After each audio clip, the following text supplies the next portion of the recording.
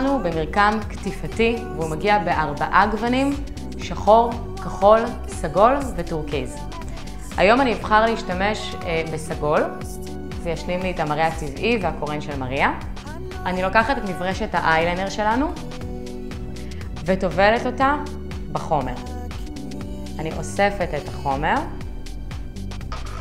ומניחה על היד.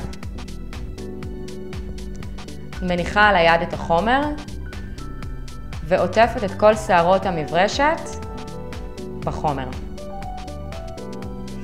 אני מתחילה בקו דק לאורך קו הריסים, ממש צמוד.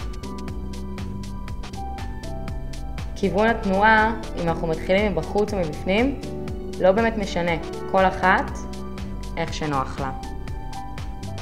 לקראת הסוף, כשאני מגיעה לזווית הפנימית, אני מותחת מעט את העין.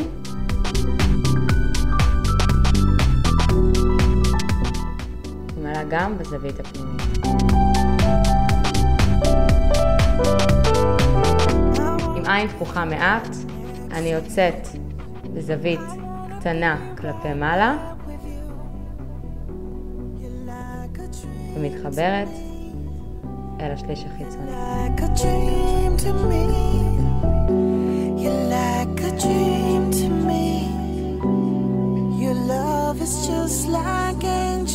מחזקת מעט את הקו שלי, מחברת וניגשת אל העין, מתחילה בקו הריסים התחתון.